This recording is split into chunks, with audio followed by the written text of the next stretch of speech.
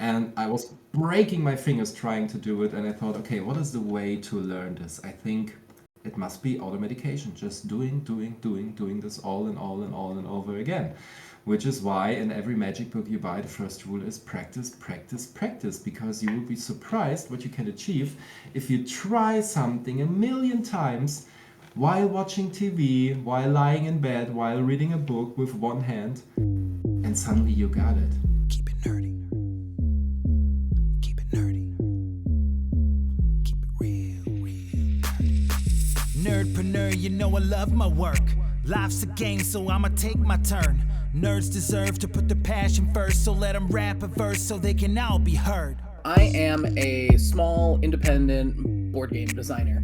I wanted to make props for D&D. Correct. I'm a breeder of tarantulas, importing tarantulas and some other critters. I am a harpist. I do mainly Celtic harp, video game songs, songs from nerdy TV shows. I am a LARPer. I dress up in funny clothes and pretend to be other people and hit my friends with sticks sometimes. Welcome to Nerdpreneur, where we have fun conversations with nerds making money with their nerdy passion. And as always, I am joined by my co-host, Frank. Hello. And today we have a very special and unique guest. We have Jonas joining us from across the pond all the way in Germany. Right, Jonas? Yeah, that's right. Good evening. Good to see you guys, or hear you in this case. Yeah, good to see you too. Jonas, what is your nerdy passion and what do you do? I connected two of my main hobbies into something I've never found in a second instance all over the world. I connected my love for close-up magic with cards and small things on the table, close-up magic, with being a scare actor. I work in the oldest film studio in the world, in Filmpark Babelsberg in Potsdam in Germany, and worked there as a zombie. And I connected them, and a friend of mine suggested, hey, have you ever tried being a zombie on stage and doing magic? And that was the birth or the death, whatever you call it, of the undead zombie magician. Zauber Zombie in Germany, but I think for the English circumstances, let's call him the zombie magician. I noticed, speaking of the death or birth of, I noticed on your Instagram that your description notes the death.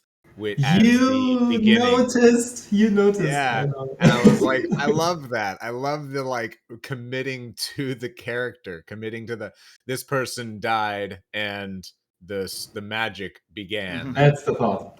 Yeah.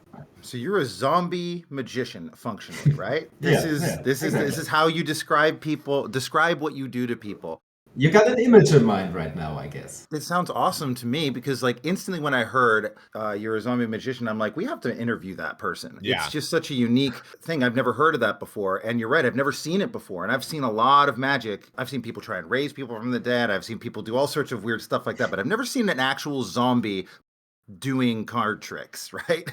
Yeah. So how did that get started for you? Do you want me to start with the zombie side of the story or the magic side of the story? Let's start with the magic side of the story. How did you get fascinated with magic? Yeah. So it's been 21 years now. When I was 8 years old, I bought my first bicycle playing cards. I'm still a fan of the United States Playing Cards Company, by the way. Still collecting those cards till today. So I started to get into card magic, and I started to buy DVDs and books about it. And one day I thought, if there's soccer clubs and sport clubs there, is there a magician's club anywhere in Potsdam, in Berlin, anywhere in Germany, in Europe? I don't know. So I Googled and I found that there is actually the Magischer Zirkel von Deutschland, like the Magic Circle of Germany, which had a few bunch of thousand, how do you call it? Members, thank you, like a bunch of thousand members. And they're organizing meetings between magicians who are from 5 to 95, and they're exchanging about any kind of topic, like card magic, silent magic, large illusions, everything you can discuss once a month. And then told my mom, hey, I want to get inside there. And that was the start of a long journey, because I started to network with other magicians in Potsdam, in Germany, all over Europe. Started to go into workshops, youth competitions, getting a monthly magazine, and so on and so on. And how old were you? I was 8, but the more or less professional thing started with, I think, 14 or 15. So let's make it about 10, 15 years to be in professional side of magic. Yeah, and I started to dress up normally with tie and suit like all the magicians, and started to practice. And one day I decided to do a little show for my mom's 40th birthday, and it was great. I thought I want more.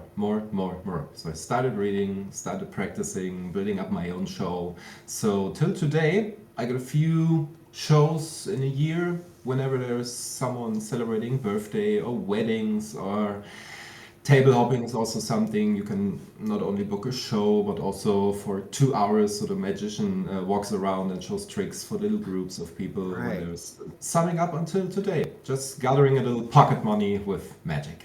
Do you remember the first magic trick you ever saw as a kid? As a sort, yes. I was in Berlin at a family fair, and there was a magician walking on those extended wooden legs. I really don't know the Stilts. English word for it. How is it called? Stilts. Stilts. Okay, so he was walking around stilts, and embarrassing purple glittery suit. It was amazing to see him. So he was walking around, and there was gathering a bunch of people in front of him, and he took out a pack of playing cards. And he took out the cards and did nothing but facing them to his face, so we only got to see the back sides. And he took out one card, just one card. And he asked my mom, lady, I want you to think of any card you like. And my mom said, And he said, what card did you think of? My mom said, the Queen of Hearts. So he took out the single card he had, turned it around, and it was the Queen of Hearts. So he got an applause, everybody was walking away. And I thought, how can these people just walk away? I was running behind him, and I pushed him on his sleeve, pulled him on his sleeve and said, is there any way for you to tell me how this is done? And he looked and smiled and just shook his head and closed his eyes and turned around and walked away. And I thought, okay, I will never get the secret out of him, but I want to be in that position. I want to tell people, no, I'm not telling you how this is working. Recently, I did know how he did the trick. Actually, I learned it, but it was a long way. This one trick will always stuck in my mind. Gosh, because I love that story. That's like the inciting incident, that moment, that core memory that just set you off on this path, and it's so clear. What's fascinating to me too is that I feel like that magician probably did that trick to hundreds of people throughout the rest of that day or the week or whatever it was. How many of those people who saw that became magicians? It feels like do you think it's like a genetic thing? Like, are you born in this, like, ooh, I really want to do that? Or do you just have this fascination with it? Or like, what is it that made you be like, I'm going to go meet all these magicians. I'm going to join and get a subscription to a magic magazine. I'm going to really take action on becoming that guy. I've always been on a dramatic and passionate side of life. If I'm interested in something, I want to read everything about it. I want to try it out. I want to know how people think about it. I want to watch it from all sides and getting into it. Whether it is Egyptian history or how to build a computer or Super Mario enemy sprite design aspects. I don't know. Everything I'm interested in, I read. And the thing that stuck most in my life was and is magic, because there is such a bunch of books and techniques and everything. You will never learn even a split part of everything that's existing in magic within your life. And this is great because you can decide what you want to learn. You want to be a mentalist, want to be a clown, want to be a zombie. You can be anything. So I used my experience as doing magic and connected it with being a zombie. So talking about zombies, how did that love for, say, zombies or You mentioned scaring people. I don't know. I don't think that's not Right. a job, right? It's But like, it's kind of a job. It So is. being a scare actor can be a full-time job. scare actor. Scare actor. Okay, that's what it is. It's the actual word for it. I love it, scare actor, because in German it's just Erschrecker, like scarer, and Erschrecker doesn't sound like I'm a scare actor. Um, so the thing was, I'm actually in love with Stephen King. So I've read a lot of novels, and the first novel I read was Pet Cemetery, right after watching the movie Pet Cemetery. I don't know whether Oh. you guys have seen the remake, which released 2 years ago, or the classic movie from the 80s about Pet Cemetery from Stephen King. No. That's one I missed. It's pretty brutal. The movie is recommended 16 up, and I was 12 when my father rented it for me. To this day, I can't explain why I'm so fascinated with the resurrection of a dead person and how that person can change and is. As you can say, being passionate about it, I started to watch zombie movies and read books about zombies and voodoo and where does it come from and pop culture and what did George R. Romero actually create with Night of the Living Dead and so on and so on. And started to watch so many zombie movies. Secretly, I was an expert. Nobody asked about or wanted to talk about zombies, but I could have answered any question. How there's different types of zombies, what they eat, how they can die, and so on and so on. And one day, a friend of mine reached out and said, "Hey, there's a casting. They're looking for people who play zombies, who act as zombies." I said, "Where?" "Na, in Filmpark Babelsberg." So I thought, okay, Filmpark Babelsberg. Filmstudio Babelsberg, the oldest movie studios in the world, seated right next to me, and they're looking for zombie actors. And I thought, okay, let's try this. Let's try this. So I reached out to the Filmpark Babelsberg and applied for the casting. And there was this big room with a stage and around 50 other people for this casting, being casted as a scare actor, as a zombie. I really had no idea what to do. I just went there, signed my name, and I was number 7 or 8 in line, and I got to enter the stage. And I was called, okay, you got 1 minute time, play a role as you wish. You don't even need to play a zombie. You can play a vampire, you can play Frankenstein's monster, you can play anything you want. Just convince us with your passion for this role. That was all I had, and 1 minute time. So I got on stage and I thought, okay, think into any zombie movie you like. And I switched to, I believe, Land of the Dead. I got a scene in front of my eyes, how the zombies were walking over the bridge, the humans were aiming, and I thought, okay, 1 minute. And I was starting to walk like a zombie, like just what I saw in the movies. And then I thought, okay, now I need to get something a little bit more exciting to maybe convince them. And I started to get shooted, all in pantomime. There was no other person. I started to walk and 1, 2, one shoulder, other shoulder, and I thought, okay, no, I want to get killed in the best way. So I stood there, making mashing gun sound and breaking, falling down and lying there, and I got the job. Nice. Yeah. This is a masterclass on how to play a zombie right now, everyone. Just Yeah. Yeah, so I was just doing what I saw in all those movies, because I never took acting classes. I never learned how to breathe or prepare a role or method acting or anything like that. Never visited some course or school. I just did what I saw a million times before, and it was convincing, and they liked it. And this year, I just got the mail recently. Might be the Horror Nights again this year in Oh, wow. Filmpark Babelsberg, which will be 10 nights from 6 p.m. to 11 p.m. Just walking around the movie park, which is decorated in all kinds of Nice. scary stuff. The zombie, the clown playground from Vampire Village, horror fairy tale to the Street of Blood, where the zombies walk with all the Nice. crashed cars and nebula and so on and so on. And you walk there and you scare people just doing the things you saw in these movies. So a couple of years ago, actually maybe about 8 years ago, I had a Halloween season where I got a job at a scare park in Vancouver. And it was pretty awesome. I really loved the reactions. I got to be one of those people. I wasn't trapped in a haunted house. I was one of the people that got to roam around a region.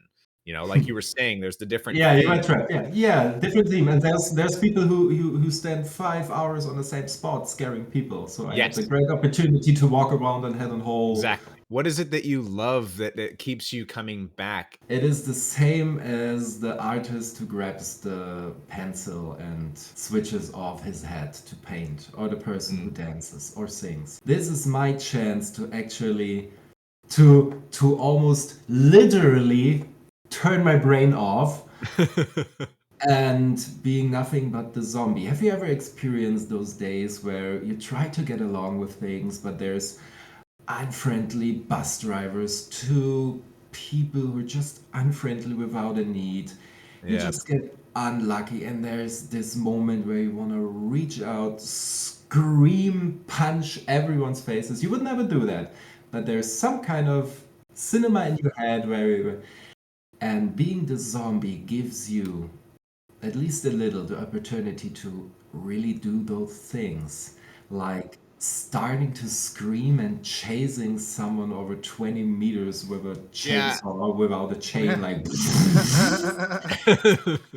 or being a bully to some people because you're the zombie, and there's the non-talking zombie who just walked around, and there's also the zombie who said, "Hey, get around, you fucktard," and you walk around and being mean to people, but they enjoy it. They enjoy Yeah. it because they pay Oh, for they came that. there. They pay Yeah. for the. They came for that. They pay for the thrill. They pay for the chase. They pay for the photo they get afterwards, or a card trick in my case sometimes. Yeah, and there's a rule. I mean, just to be clear, I mean, you're not touching them. There is a distinct rule in the scare park where you don't touch people. Yes. And for people who don't go to scare parks, they won't know Yeah. that. And like listening to what you're saying, Yeah. they're thinking, "Oh my gosh, they pay to enter this park and be attacked?" It's like, no. There's no touching. And in fact, like when the guests touch the performers, there are security in place to help make sure that at least in my experience, there was security. That's correct. I even think there's lacking a lot of transparency because there's so many people not coming because they think they're gonna get dragged into something or beaten up or something. We get workshops, we get rule books, we get handbooks with all the rules you have to follow. For example, never chase a person farther than 20 meters or anything. Never touch someone. Don't scare someone who's visually handicapped or pregnant or anything like that. If there's a person in need, get out of the role, get help, get the police, get anybody. But you need to trust in yourself to never break those rules, and the people get to trust you that you're an actor. They're like in a movie, but they will never suffer in any way they don't want. Right. What's so interesting to me about this is the parallel that happens between the scare and also between the magician. Because when you're a magician, and correct me if I'm wrong, because I'm not a magician, but I believe that when you go into an audience and you're going to go to a magic show, you are, in a sense, saying, I am willing to allow you to deceive me. I'm like opting in to be deceived. I want you to lie to me. And very similarly, people who are going to a scare park are like, I want you to scare me. I'm opting into this. So now you're allowed to do a lot of things that we weren't normally able to do, like morally. Like if you aren't opting into being deceived, you're being scammed. Yeah, you don't want to right? be deceived. But if you are opting in, then you're at a magic show. Yeah. It's sort of a Exactly. completely different, there's just that one bit of permission makes all the difference in whether you're in the right side of things or the wrong side of things.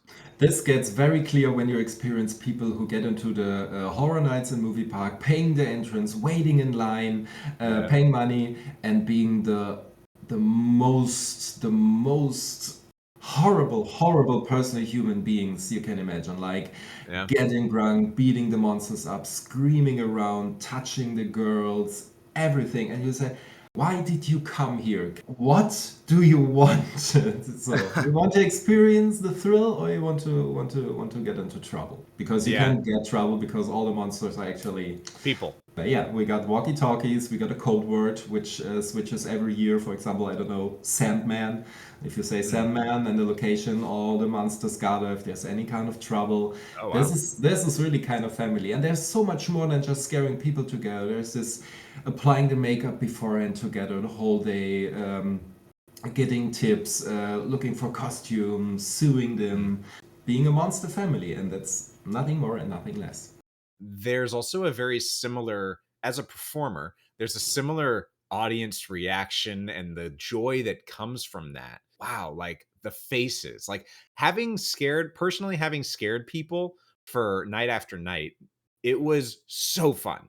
And the most fun came from, I mean, getting to make someone like so scared they cry it sounds terrible, but there is a point where when they cry and their friends around them are laughing so hard that you are just like, okay, outside of the theme park, this would be terrible. But they all agreed to come to the park. And it's your good right to laugh at this point. Always get prepared for people who actually get scared and get too excited and getting a heartbeat and saying, okay, I can't get my mood down right now. You always get a bunch of like candy or chewing gum with you. Oh, interesting. Sitting down with them and saying, hey, I'm Jonas, I'm not a zombie. Hey, want to see what's this? Yeah, this is jam, strawberry jam. You can watch it. Yeah, pretty easy. Look, you see my contact lenses? Yes, wonderful. I'm a very nice person. If you need anything, reach out. And then I get up and creep away. Because at this point they see. And about the magic show stuff, yeah, if you're cool with it, to get tricked or to get scared, you're gonna have the time of your life. In this show or in this scary evening, because we are also human beings. Yeah. What do you expect us to kill you, to harm you in any way? No, definitely not. You get what you pay for. You need to trust in that, because sometimes even the best magic show can get weird or also boring or a little bit over the top, but that's art, I think. Yeah. So it's the word we have, right? The movie, the horror movie, or the magic world, where everything is possible. Yeah, I mean, you've got your great shows and you've got the whole spectrum, the whole large variety. So I didn't actually answer the question how those two got connected, because there was the zombie story and the magician story. You want me to tell it, or? Yeah, how did you get to be a zombie magician where you're actually, because you perform as a zombie, but you're also doing magic? Just so people are clear on like what you do. This is a unique magic show. You know, you're not in like a full suit like a normal magician. You've got like blood on your on your face and like zombie eyes, but you got cards and like I'd love to hear more about that. If we can cut here, I'm gonna show you something. Wait a second. Sure. He disappeared, everyone. No. Truly a great magician.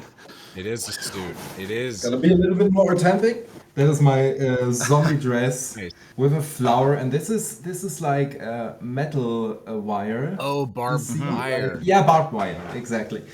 And a little bit of blood and so on. So this is. I love that you. I love that you are actually taking so much of the traditional magician and zombifying it. That's the main idea. Yeah, you've got the suit, and then you're like, okay, what would it look like if the magician wearing the suit that was performing got turned into a zombie in the middle of their performance? Like someone in the audience was bitten, they turned, and then they get on the stage and they bite the performer, and then the performer goes on performing as a zombie. That's the idea. So the first trouble I got was, how can I connect the ability of handling cards and doing magic and doing techniques with the uncontrolled movements of a zombie who might be not anymore able to do a card trick in any way? How do you realize that? So there always needs to be a big humanoid part inside the zombie, which is he's able to talk. Sometimes he's just walking around like. But if you ask a question like, hey, call me a number between 1 and 10, and say 5. So you get an answer. You just gotta play around with it a little bit. So even the magician zombie is able to hold a deck of cards in a little different way, but he's able to. He's also able to perform techniques, which is absolutely necessary to do a good magic show, in his very own way. And the techniques changed. We applied so many changes to make it possible for someone who is so clownesque, and we found a way, because a friend of mine suggested, how would you imagine to be a zombie on stage and doing magic? And I said, how do you imagine that? And he said, okay, I got an idea. So we drove to a German youth magic workshop where a bunch of teenagers who were interested in magic had the chance to learn from professionals and showing something on stage and get feedback and criticism from professionals and other people. It was wonderful. In Germany it's called Jekami. Jeder kann mitmachen, which translates to everybody can join, or everybody gets the chance to be on stage and showing something. Jekami. Gotcha. We had the idea in mind, and we got on stage, and my friend said in a normal voice, because he's a normal magician, actually we wanted to show you a cool card trick, but we got a little accident behind stage. Jonas died. I'm very sorry for that, but we found a way to make the show possible. Applause for Jonas. And then I was joining the stage like being the dead person, and everybody was wondering what the hell is gonna happen. And we just thought a classic routine, a classic card routine, being performed a little bit more funny, because I was the uncontrolled, being weird. But we started. We get someone on stage, and he had to pick a card. I was doing the card trick, the spectator selected a card, and he was remembering it and put it back into the deck, and I believe I ate the cards or I threw them in the air, something like that. I really don't know. And the card was gone. And I didn't find the card, I didn't know what to do. So I lifted Nico's cloth, and he was still standing, completely tied up the same way, but he had only his underpants on. And I patted him on his back, and he opened his mouth, and there was one folded card which came out. I took it, and we unfolded this, and it was the spectator's card he had chosen a few moments before. And it was so spontaneous. We had the idea, we had the technique, we talked about it like half a day before what we wanted to try, and that was the birth. That was 2013, just as it said on Instagram. And then the amazing Nico and Jonas were born, the magic man and the undead magic man. I love That's awesome. That origin story is just as good as the first one you gave about learning to do magic. I mean, especially the fact that it was announced that, oh, Jonas died backstage. It's really sad, but we're finding a way to still do the show. The show must go on. Completely dry. There was no explanation what happened. It's just Jonas died, but we found a way. Don't worry. Does your zombie magician have a name? So the persona? He's still calling me actually Jonas, because recently we developed a whole lore, a whole story, how I became the magician. And we made a promotional video where the audience, when we have one, gets to see some kind of news reporting about the tragic death of magic duo Nico and Jonas, and horrible, and so on, and the friends being interviewed. It was so scary. We didn't know. And so on. There was the lore, what actually happened, and the people get to see that, and we get on stage, and the show starts. Yeah. Wow. I'm curious, like, what are some things that you've done that really made a difference in this business now that you have becoming successful? Because it's so unique, but I'm curious, like, what are the things that really actually worked? And you're like, wow, that worked well. That made a difference. This actually got us somewhere where we could start performing and making money and doing it successfully. We started to think about what kind of show do we want to present. So we decided to make a whole evening filling, as it's in Germany, abendfüllend. I don't know how to say it, if there's an English word. Evening filling show, which is about 2 or 2.5 hours with a break. This is the classic length of an evening filling show.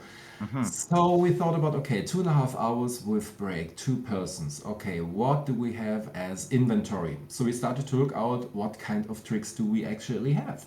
From card tricks to bigger stuff, to a hand guillotine, as you can see there, where you put your hand through it and zack, and something like that. So we gathered, and we thought, okay, So this is our inventory, our possibilities. We limited the possibilities, what can be seen on stage. And then we thought, okay, what can be zombified out of this?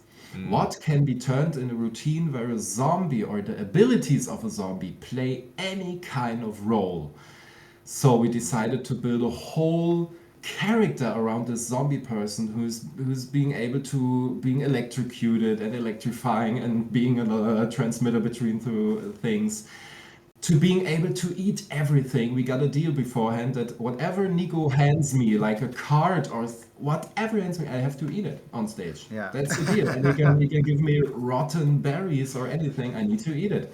That's the deal, because some of the reactions are surreal. So we started to work and to think, what would a zombie do with this trick? What could a zombie do with a spectator, with the whole audience, with Nico, alone, with music? And we started to brainstorm so many things, and we started to have a whole show. And I believe 2016 or 17 was the amazing Nico and Jonas show, and we were so proud. It was so trashy.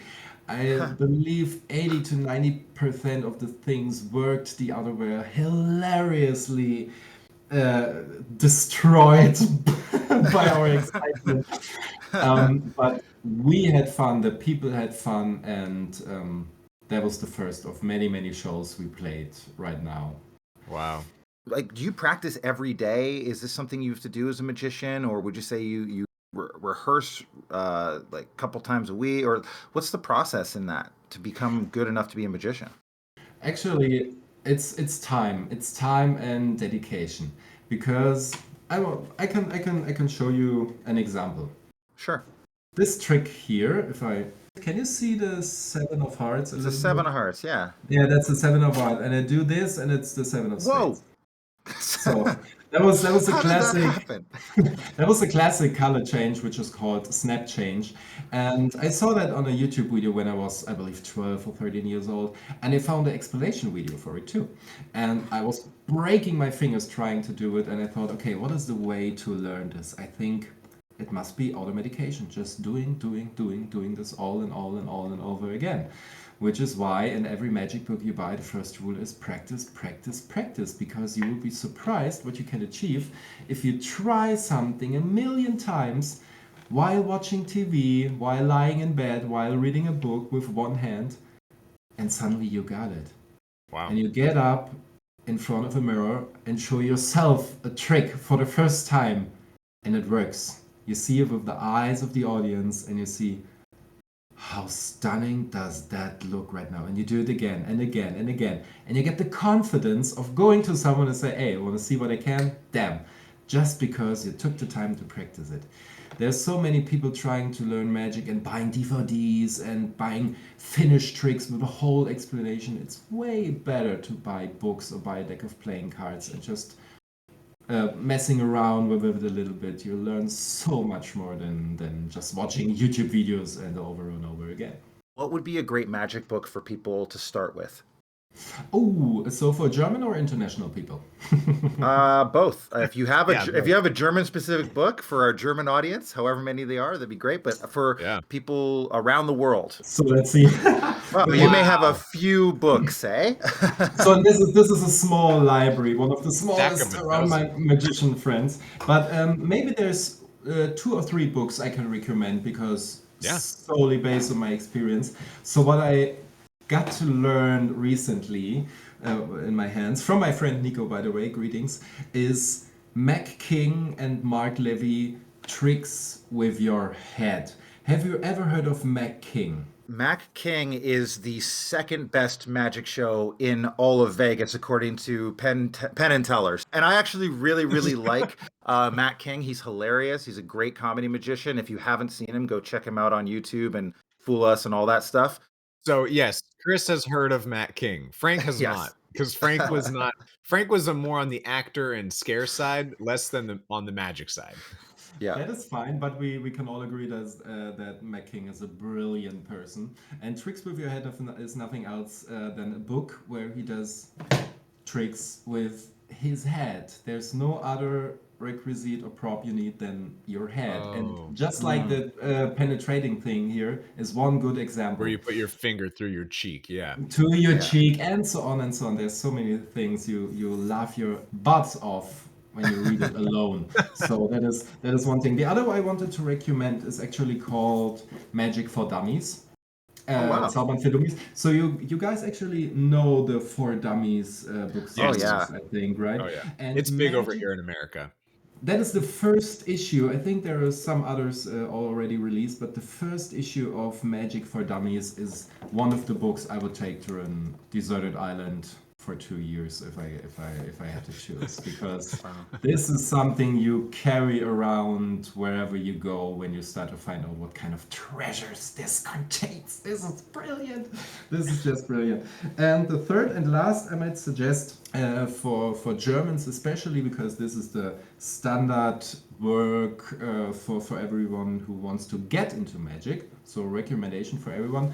Jochen Zmeck is a German magician and he wrote the Handbook of Magic, das Handbuch der Magie, where he tries to explain a little bit about history of magic, how to find your character, how to practice, how to get to the audience, but also how to shuffle the deck, how to force a card, how to hold cards. It's everything. It's just the basic techniques. If you work through this book, then you can start to do the real good tricks. So this is the way to go. Handbook of Magic by Jochen Zmeck. Awesome.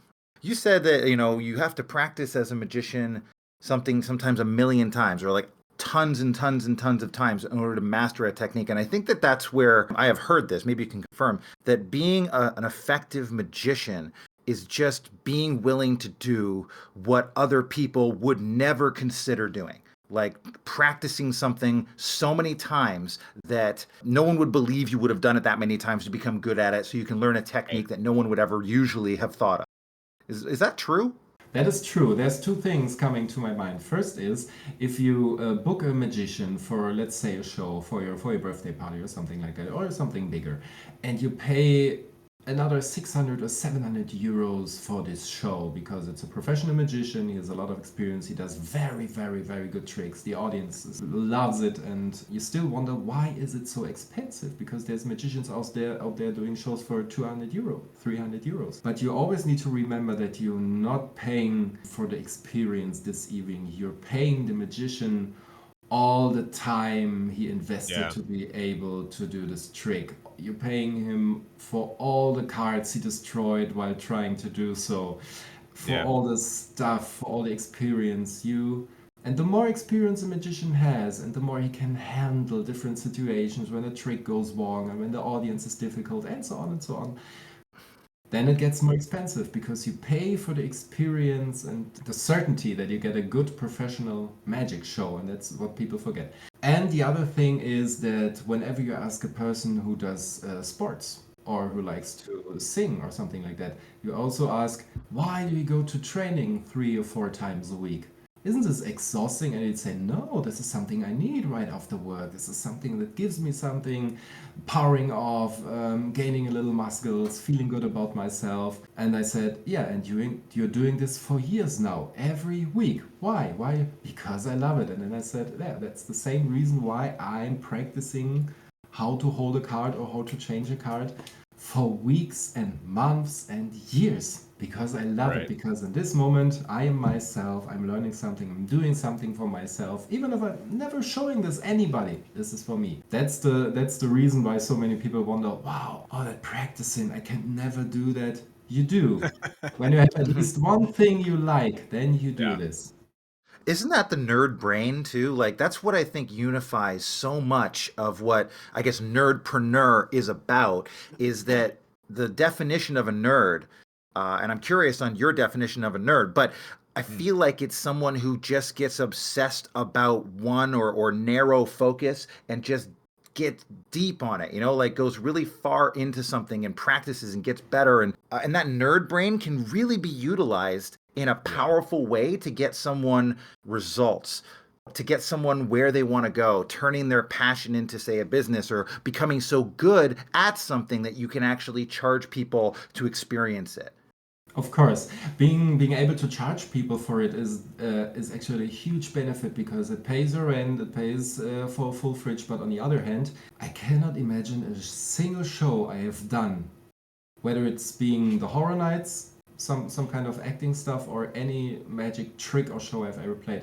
I would have done it for free anytime, because there's other kind of payment, if you know Yeah. what I mean, if you do those things. Yeah, the joy. I mean, the reasons that you got into it, you were talking about that, the reason that you fell in love with performing, magic, and scaring, that's also a great form of payment. But it does not fill the fridge, as you said. Yeah, and if you ask for my definition of a nerd, I think it's a passionate person who takes every kind of misstep or every kind of backstep he ever experienced without saying anything about it, because there's so many people who get laughed about of what they're passionate about, or who get laughed at what they're passionate about, or being made fun of, or just being asked, why do you like these things? I still remember my grandmother who said, oh, just dress like modern people and wear the stuff all the other friends do. And I said, no, I want my vintage stuff and it's fine and it's mine. And this is what makes me to the person I am. And so is the things I like. And everyone who knows me, who wants to get in contact with me, hey, it's Jonas the Magician. It's never Jonas, it's just, Magician Jonas, Jonas the Magician. It gets so connected that you can at one point say, I'm a magic nerd, as well as for zombies or playing billiards or whatever I like. Mm-hmm. So any person who has that kind of interest and never wants to explain it to anybody, does what he likes, and whenever someone says, this is unuseful, or stop that, or this is absolutely nonsense, and he never accepts a no and says, no, I still want to do it because I love it. This is a nerd, I think. May I ask your definitions? Well, first I just wanted to say that it's really cool that it's kind of what I heard from you that I liked so much was that people who continue on with something that they love, that they're passionate about, despite other people saying how quote unquote weird it seems or quote unquote useless it might be. The fact that we still keep doing it, it is useful to us because it satisfies, it fills a need, something that we can't get elsewhere, and that we still do it. That is awesome. I really like that. If you were willing to do it for free, then you might have a shot at becoming good enough to do it for money. Ooh. Because there's a lot. That's what really resonated for me out of what you said. I mean, I love the overcoming adversity and a lot of that. But I'll just say that I really think if you want to do anything, like same with music, right? Like if you talk to almost any musician, they're going to play their instrument for free, whether you want them to or not. But if they do that over and over and over again to the point where they do it better than 99% of people who ever played that instrument, then and only then will they be able to charge for it. Anything that you do, you really have to be willing to do it for free for a long time. You can't be being driven by the money. And I think that's sort of my definition of a nerd, is who's doing something not being driven by the money, because if they are doing it for the money, you will get burned out. You will stop, and you won't have the passion to continue past the hard parts where you plateau or you need to really buckle down to get to a new level of growth, to get past where other people have. You have to be doing it with your passion or for another reason than just, I want to make lots of money at this. If you switch this whole to a business point of view, you can take out all the hobby and art aspects, and it's like doing unpaid internship after unpaid internship until you get a lot of experience to apply for a real job. There was times I was studying linguistics just for the purpose of not becoming a linguist, but using the semester breaks for internships in radio stations. And my father said, oh, and why don't you apply for a job where you get money and take out some newspapers or do some bartendering and so on, earn some money? And I said, no, I want to get into how radio stations work, even if I get an unpaid internship. And I got 4 or 5 unpaid internships. And then right after university, I applied for a job And they said, "Oh, you visited 5 different radio stations. Cool. Maybe we want to get to know you better." And I said, "Oh yeah, it's paying off. One day, Yeah. just be patient and yeah, find your way." Because that's your day job. That's your day is as a radio host, right? Yes, yes. For 4 years now, I'm working as a show host on in a German private radio station in Berlin, and I really enjoy it. I never can Yeah. imagine to do doing something else to earn my money. And I was asked so often if I can imagine to do the magic thing as full-time job. And what I can see, this is something I wouldn't have the time and energy for, because this is so much work to actually Yeah. pay your bills by doing magic. This is something which sooner or later gets really Yeah, it's exhausting. I mean, when you put on a character like a zombie, that is exhausting. It is fun, but it is exhausting. If I would have imagined how many shows they're played, even in Las Vegas and so on, how these people do it, like the Blue Man Group, being a part of the Blue Man Group, you apply the paint evening for evening for evening, 12 years, 15 years, and you do the same thing over and over and over and over again. Still ask the Blue Man Group if they like what they do, and I bet even 3/4 of them are saying I absolutely love it even after 20 years. Or that's a good example. Imagine the Blue Man Group. You experience this once, and have you maybe one of the best shows you have ever seen in your entire life. You saw the Blue Man Group. It was hilarious. You got photos. You tell the story to your grandchildren how you enjoyed the Blue Man Group. And these people do this every single day. Just turn the perspective. Just think about it. They do this every single day, and they still love it. How the hell do they do that? They need to love this. That's the only explanation. You need to be a nerd about acting, about transporting emotions to an audience. Some people are born with it, and it's great to see how they're stuck. Are there times where it's really difficult to do what you need to do to be successful in your profession? Do you have techniques in which to flip the switch or change that around so that you can be the best version of yourself going into your profession? Yes, take always time and always have your own limits. If there's enough practicing, if there is so much failure that you can't reach this or that goal, just take your time, relax. Maybe you'll get back to it later, maybe not, but in this case, you don't need to build up your anger about it or questioning yourself. Don't ruin your own passion, because this is what you do if you only do stuff you cannot accomplish and you want to get better and you get better too fast. Take your time, and if you take a break and say there's 1 month now where I'm not touching any playing cards, I'm not doing any magic, taking time for me, taking a vacation, doing whatever you want, but take time for you and get people around you who love you and who Don't forget to be a human being. this is something everybody needs to learn, I think, artist or not artist. If you're good with your own company, I think that's the key to solve many problems. Not all of them, but many. That's some good wisdom right there. I don't remember where I first heard that, but I have always loved I feel like that. you said that in like our first episode. Was that the thought you had in the first show? I feel like that. Yeah, when we were interviewing our board game designer, he also said the very similar things. Was like, you need to take a break.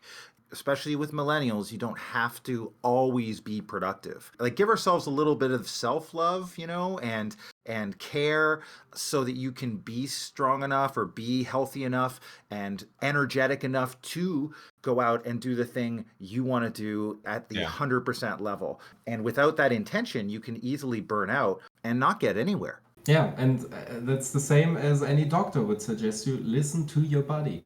Gosh, that is so true. We might cut this, but I just wanted to share real quick. I felt that yesterday very much. I went to the gym for the first time in months, and I lifted weights, and I was like, "Oh my God." Like, I used to be able to do this, but my body's saying I shouldn't. So I guess I'll listen to my body. I guess I won't push myself too hard. But afterwards, I was walking back home. I'm like, "Oh, I'm glad I listened to my body." And today I am so sore. I am so glad I stopped when I did, because it would be way worse. I was talking with someone yesterday, literally, who was doing a lot of running. She said she had done 6 days in a row of running, and then realized after 6 days in a row of running that, like, why do my knees hurt? Why do my legs hurt? Why are my joints so messed up? And it's like, and then her friend's like, you need a rest day. Don't you understand? Like, you can't just keep doing the same thing every single day and then not give your body a break from that. You're not built to do that. Even though it is healthy to run, listening to your body is really, really important. But there is something else there, like, because I think there are people who don't push themselves enough. And I think that's also a challenge. And I think there's a mental voice in their head that when there's any strain or something is hard, there's a sign in their heads that say, well, you should give up, or you're not supposed to do this, or, you know, these other people who do this, it comes easy for them. Listening to your body is very different than, I think, listening to a negative voice in your mind. Quieting that voice in your mind that tells you to quit sometimes or to give up is actually valuable to push past that to the point of discomfort. It is.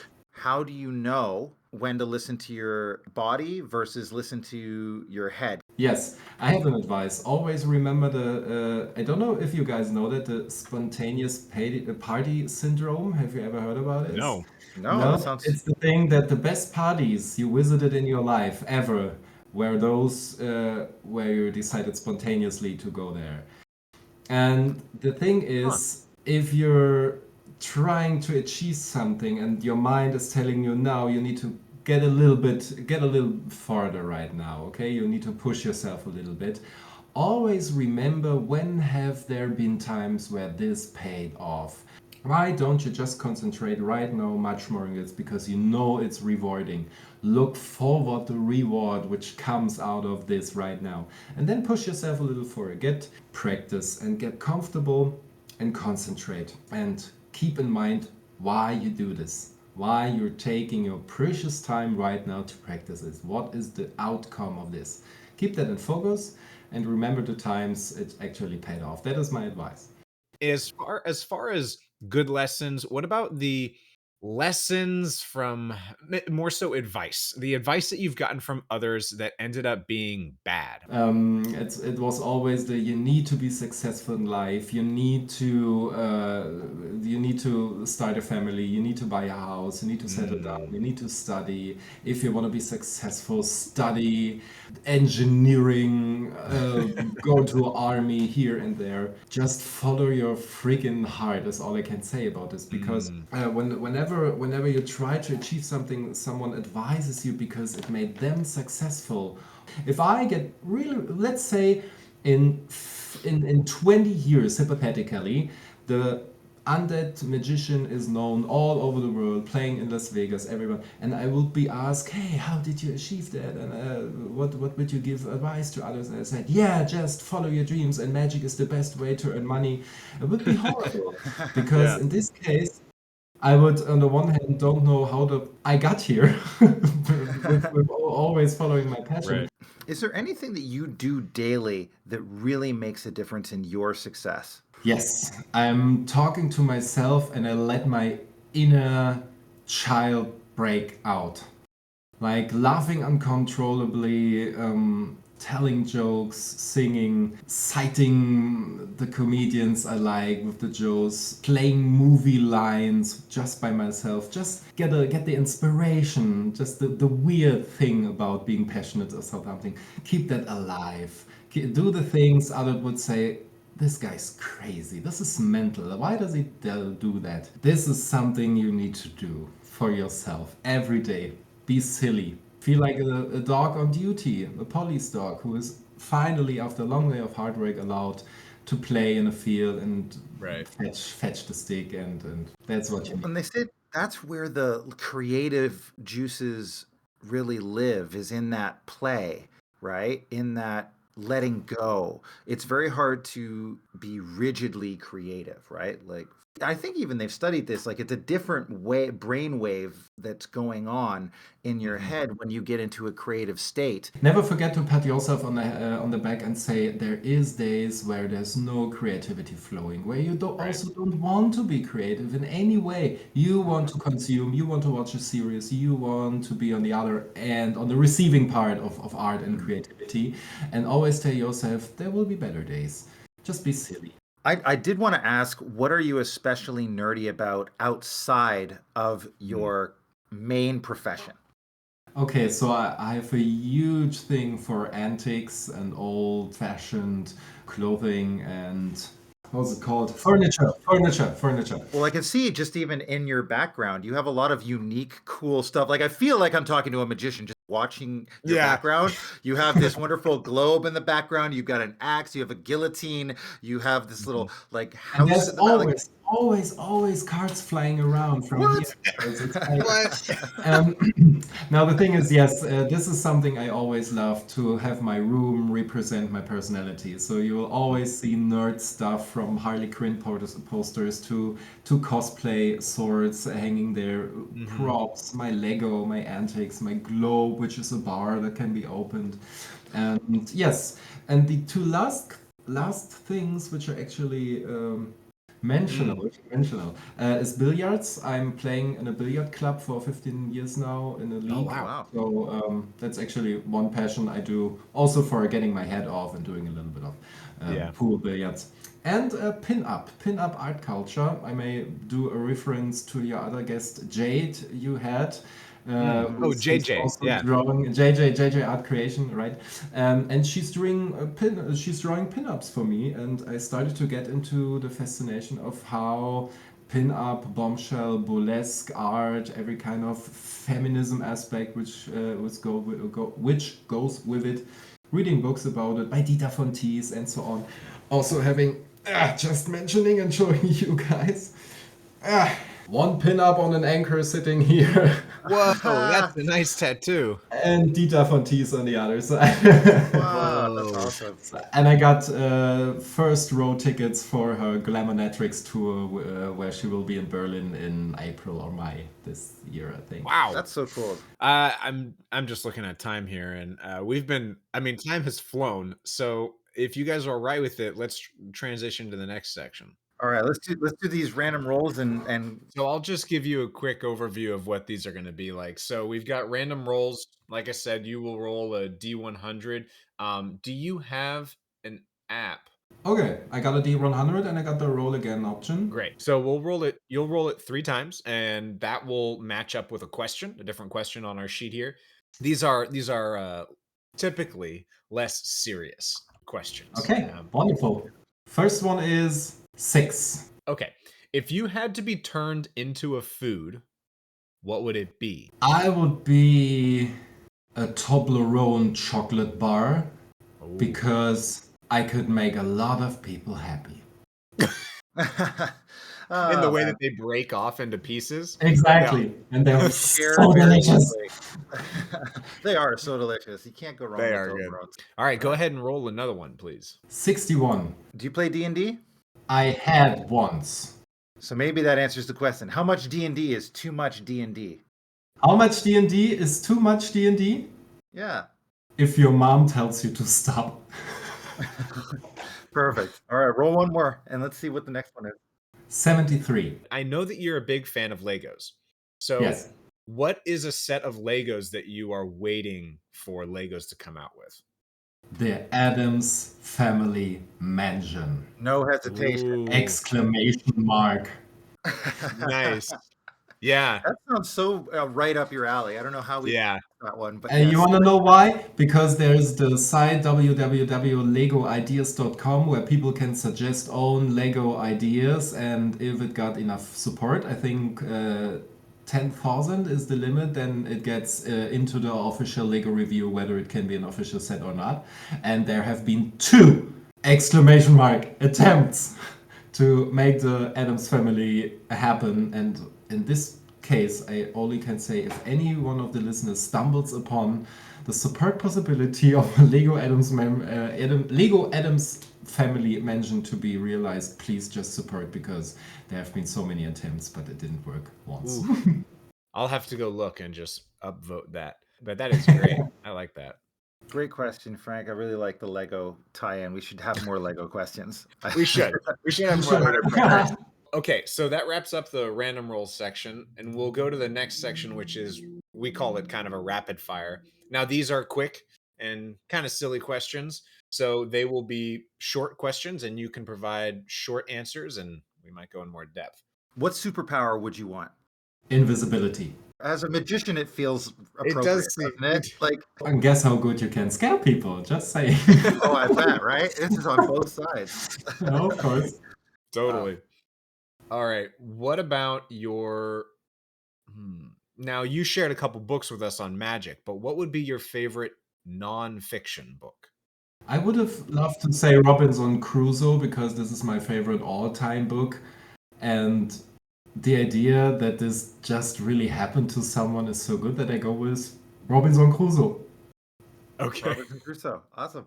I haven't read that one. Is that a fiction? It is a fiction. It is a fiction by Daniel Defoe, but not so far from reality, if you admit, because it's really well written. If you haven't read it, do it. It's a great. Okay, great book. I'll add it to my list. What's the best munchie or snack food?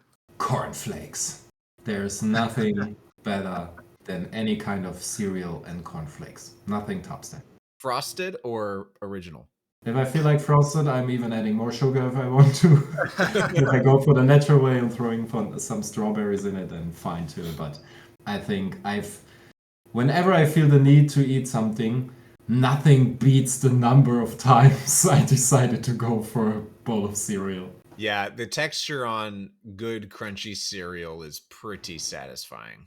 And you know what? 2 months ago, there was opening a British-American shop in Potsdam, and you get a pack of Captain Crunch Originals for about €9, and I'm still trying to decide whether I should try them and other stuff like Twinkies and Pop-Tarts, all the things I wanted to try and never had the chance.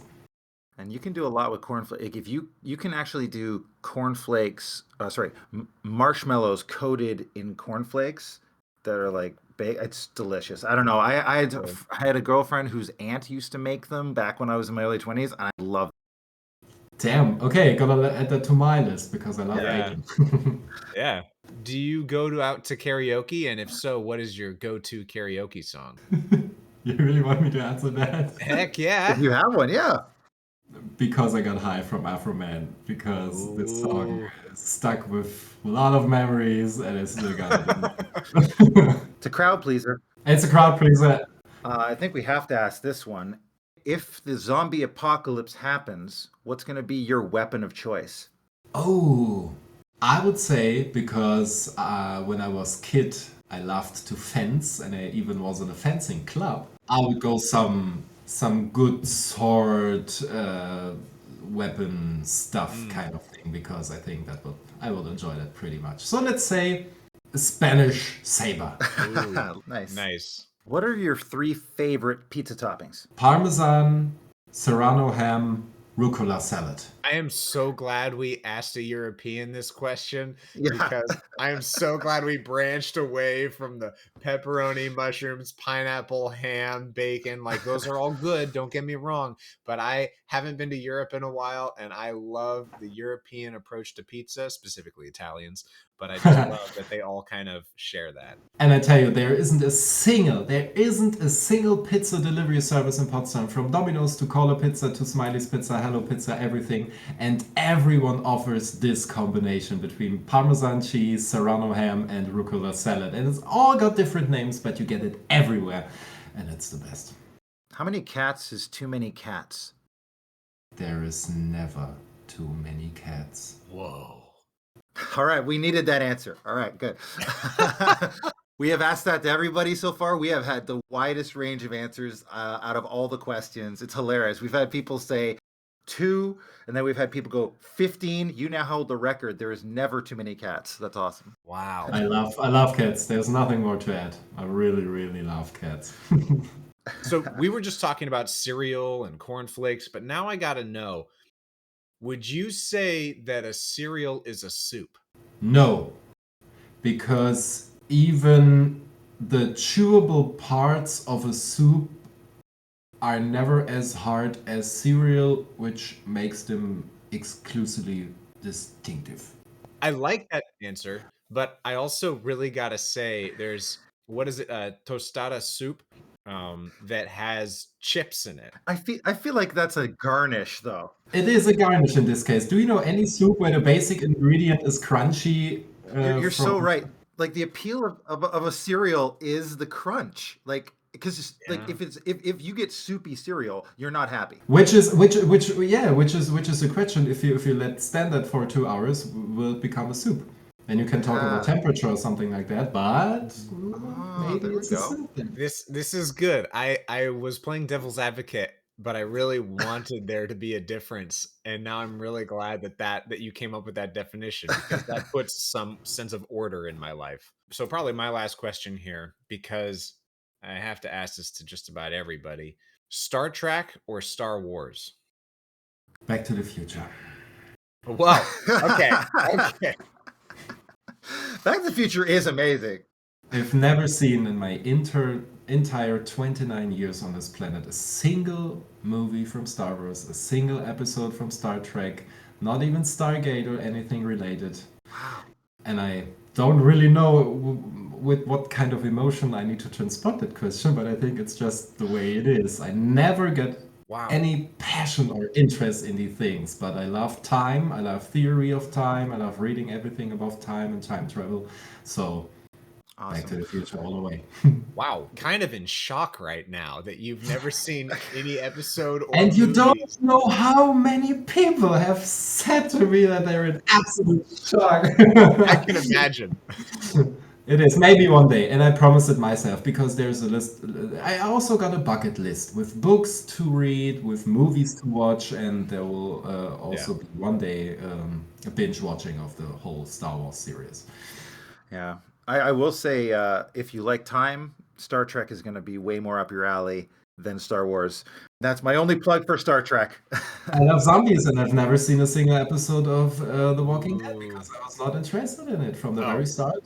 I got so many movies I like and I recommend, but I never thought I need to get to know this. No. What's your favorite zombie movie? Oh, Fido. Do you know Fido? No. Yes.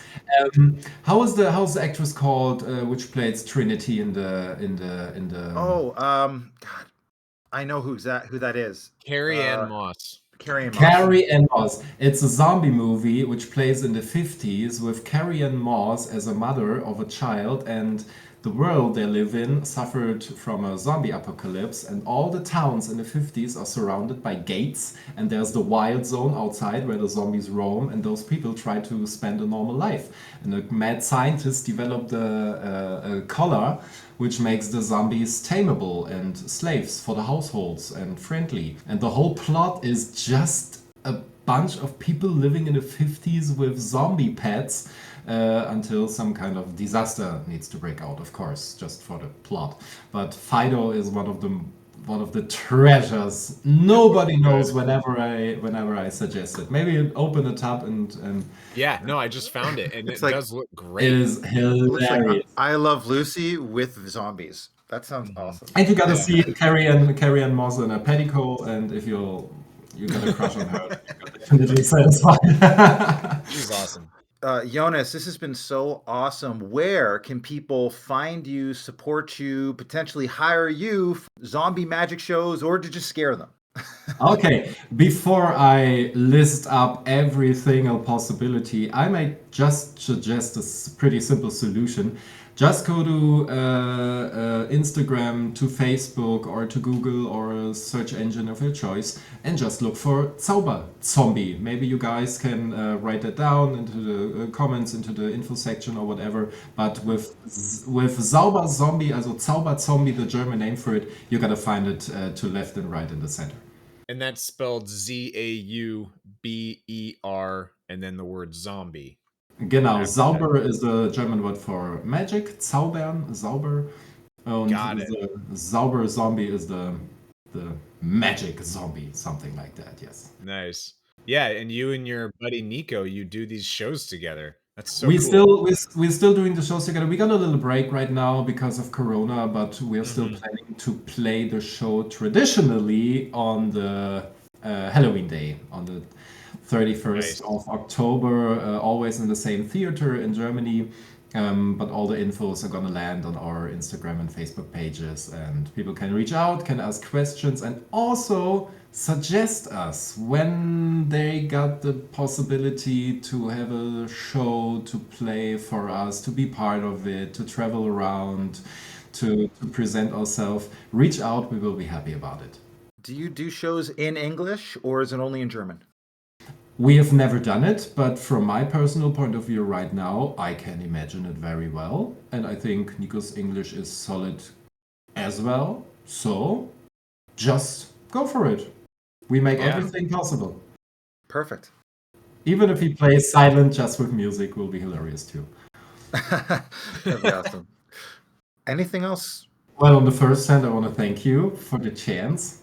And I think the best outcome out of this would be glad to get in contact with people who are interested in doing zombie makeup, doing card tricks, having a Zoom conference or discussion via Skype or Discord or about magic in general. Yeah, just networking, getting to know people. This is what keeps the creativity driving, because you always have a limit with creativity. There's always a saying, oh, there's a limitless creativity. No, it needs to come from somewhere.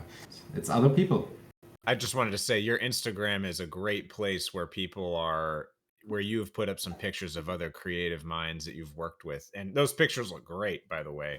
The Captain Salazar outfit is also mine. I don't know if it's any visible, because on the Instagram side, you can see some other cosplays I do, because generally when in Movie Park Germany, there will be other things beside the horror nights where you get the chance to dress up as other characters, and the results can be seen on the Instagram page too. I was wondering about that zombie captain. Yeah, that was really cool. That is Captain Salazar from Pirates of the Caribbean 5, played by Javier Bardem. Have you seen the fifth part? No, I kind of gave up on the Pirates franchise after the third one. You can see, and I'm celebrating all 5 of them, and many people stopped even after the third movie at World's End, but do it. Javier Bardem is playing a brilliant role here. Yeah, warm suggestion. Yeah, nice. Thank you. Keep it nerdy. Keep it nerdy. Keep it real. Thank you for listening to Nerdpreneur. Be sure to subscribe wherever you found us and leave a review on Apple Podcasts. Every review helps our show grow. You can follow and chat with us on Twitter, Instagram, and YouTube at Nerdpreneur Podcast. Nerdpreneur is a labor of passion, and Chris and I would love to keep this thing going. So if you want us to continue making content, you can support us by going to patreon.com/nerdpreneur and become a member of the board. Members of the board get shout-outs, they can submit rapid-fire questions, they get behind-the-scenes peeks, and we record super fun and valuable content exclusive to our board members. We love all of you nerds. Keep it nerdy. Nerdpreneur, you know I love my work. Life's a game, so I'ma take my turn. Nerds deserve to put the passion first, so let them rap a verse so they can all be heard.